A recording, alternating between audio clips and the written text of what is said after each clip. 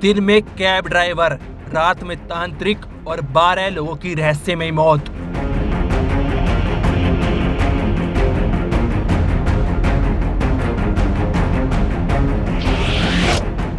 जादू टोने से करता 4 गुना पैसे और बस एक ड्रिंक पिलाकर कर देता हत्या।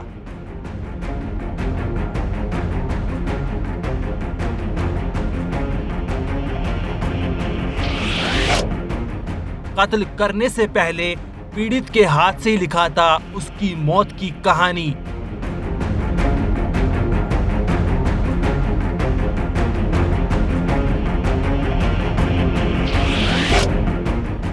यूट्यूब पर लोगों को सिखाता काला जादू।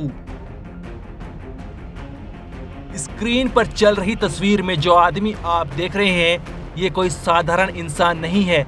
ये इतना खतरनाक और खौफनाक है कि जीते जी आपको मार देगा और आपको पता भी नहीं चलेगा।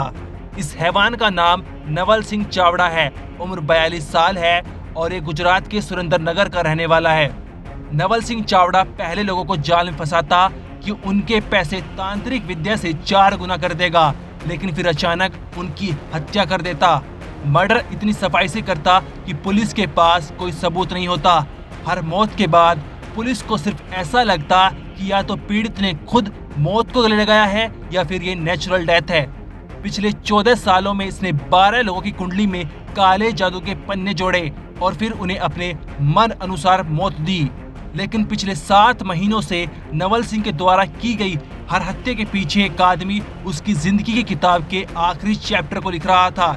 यह आदमी जिगर गोहिल है और ये साल 2021 में नवल सिंह के द्वारा मारे गए विवेक गोहिल का भाई है। जिगर को नवल सिंह पर शक था कि उसने ही उसके भाई विवेक की हत्या की है, इसलिए जिगर ने नवल सिंह के साथ टैक्सी के बिजनेस में पार्टनरशिप की और उसके हर दाव पेंच पर बारीकी से नजर रखी। लेकिन नवल सिंह का काला सच सभी के सामने उजागर करना आसान नहीं था, क्योंकि ये पीड़ित को मारने से पहले उसके हाथों से ही उसकी मौत का सुसाइड नोट लिखा लेता। इसलिए जिगर गोहिल को सबूत इकट्ठा करने में कई महीनों का समय लग गया और जब नवल अपनी जिंदगी का 13वां मर्डर करने जा रहा था तो जिगर ने नवल को रंगे हाथों पुलिस को पकड़वा दिया। लेकिन कहानी में फिर एक ट्विस्ट आया। पुलिस कस्टडी में नवल सिंह की रहस्यमय तरीके से मौत हो गई। पोस्टमार्टम कराया तो उसमें मौत का कारण पता नहीं चला। लोगों का मानना है कि काले जादू से उसने मौत को गले लगा लिया, लेकिन इसके पीछे की असली वजह आज हम आपको इस वीडियो में बताएंगे। साथ ही नवल के द्वारा की गई हर हत्या के पीछे की कहानी, कैसे उसने मौत की, कैसे हत्याओं की वो प्लानिंग करता था और इसके अलावा जिगर गोहिल ने कैसे इस काले जादू के मास्टरमाइंड का पर्दाफाश किया।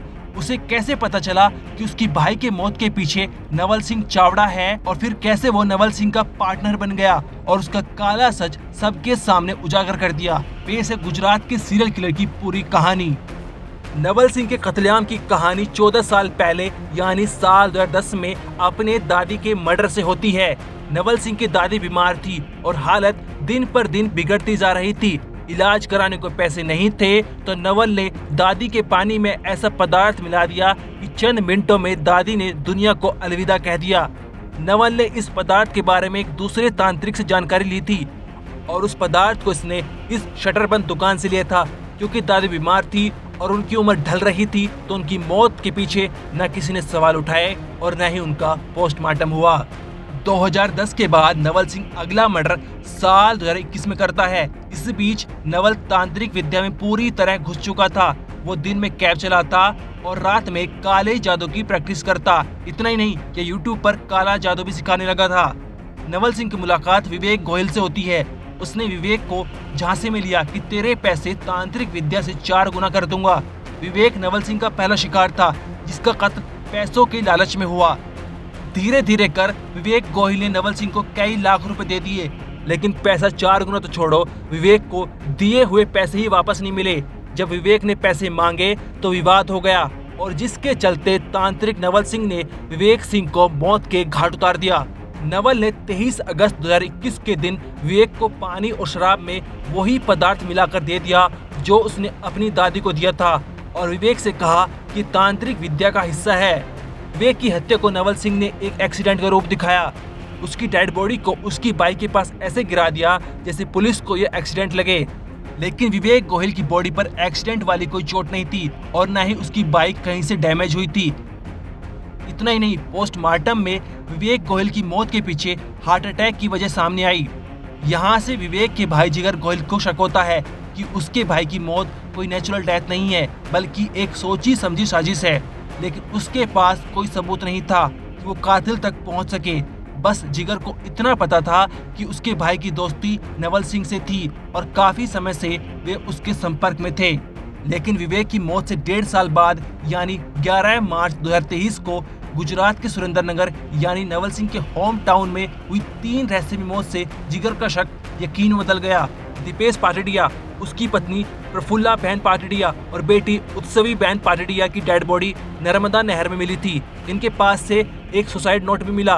ये नोट नवल सिंह ने पाटडिया फैमिली से मौत से पहले ये कहकर लिखवाया था कि तांत्रिक विद्या का हिस्सा है, इसलिए पुलिस ने इस केस को बहुत जल्द ही बंद कर दिया था। इन 3 हत्याओं के बाद जिगर ने नवल सिंह के काले सच को सबके सामने लाने के लिए और भाई के हत्यारे को सलाखों के पीछे पहुंचाने के लिए एक शातिर प्लान बनाया।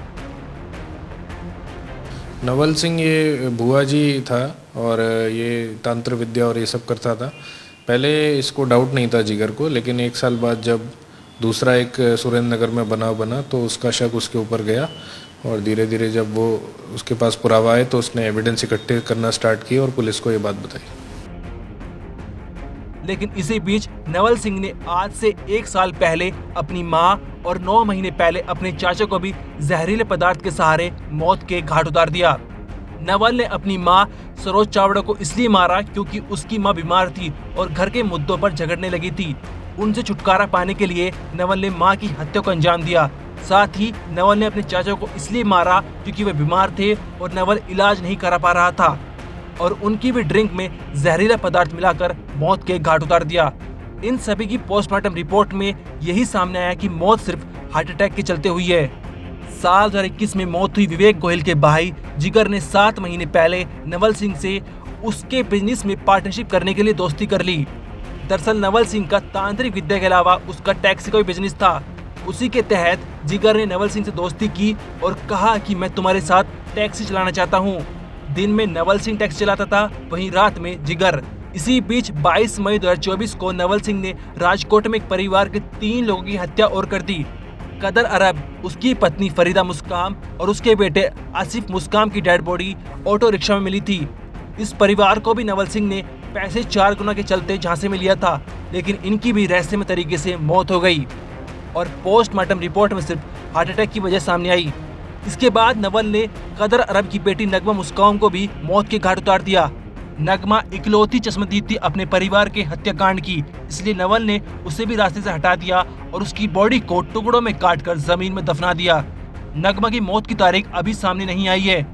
इसके अलावा नवल ने एक पेशेंट को भी मार दिया था। दरअसल राज बाबाजी नाम का पेशेंट अपनी वाइफ का इलाज कराने के लिए तांत्रिक नवल के पास आया था, लेकिन उनकी उससे बहस हो गई और फिर नवल ने राज बाबाजी को भी मार दिया। अब तक नवल 12 लोगों को रहस्यमय तरीके से मार चुका था, जिसमें 3 नवल सिंह के परिवार वाले, 1 जिगर का भाई विवेक गोहिल, 3 पाटडिया फैमिली के सदस्य, 4 मुस्काम फैमिली के सदस्य और राजा बाबाजी। और अब कातिल नवल सिंह चावड़ा 1 दिसंबर को 13वां कत्ल करने जा रहा था। अब तक जिगर नवल का पूरा विश्वास जीत चुका था, इसलिए नवल ने जिगर को अपने प्लान में शामिल कर लिया कि बिजनेस के लिए पैसों की जरूरत है और हम इसके लिए बिजनेसमैन अभिजीत सिंह राजपूत को पहले झांसे में फंसाएंगे और पैसा 4 गुना करने का वादा करेंगे और फिर उसको प्लानिंग के तहत मौत के घाट उतार देंगे। साथ ही नवल ने जिगर को 25% पैसे देने का भी वादा किया। 1 दिसंबर के दिन नवल ने अभिजीत को मारने की पूरी प्लानिंग बना ली थी।